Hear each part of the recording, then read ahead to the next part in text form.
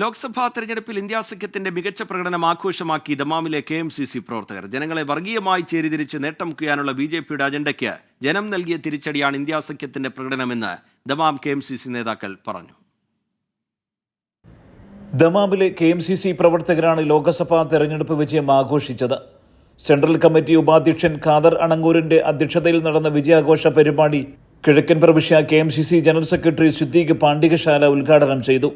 കേരളത്തിൽ UDFനും രാജ്യത്ത് ഇന്ത്യാ സഖ്യത്തിനും കൈവരിക്കാൻ കഴിഞ്ഞ വൻ മുന്നേറ്റം ജനാധിപത്യത്തെ മുന്നേറ്റമാണെന്ന് അദ്ദേഹം പറഞ്ഞു.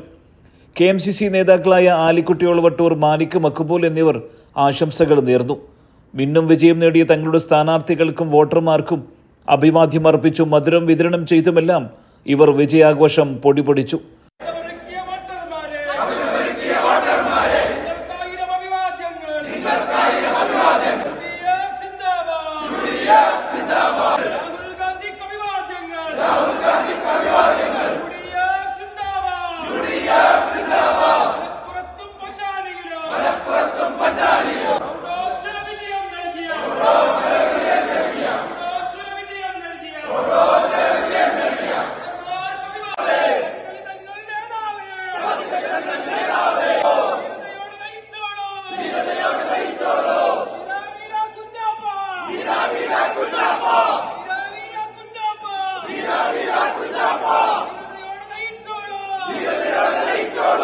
ബഷീർ മാക്കവി, അമീർ കൊയിലാണ്ടി, കരീം TT, ബഷീർ ആലുങ്കൽ, മുഷ്താഖ് പെങ്ങാട്, ഇസ്മായിൽ പുള്ളാട്ട്, അമീൻ കൈകാവിള, സഹീർ മജിദാൽ, ഷെരീഫ് പാറപ്പുറത്ത് എന്നിവർ സംബന്ധിച്ചു.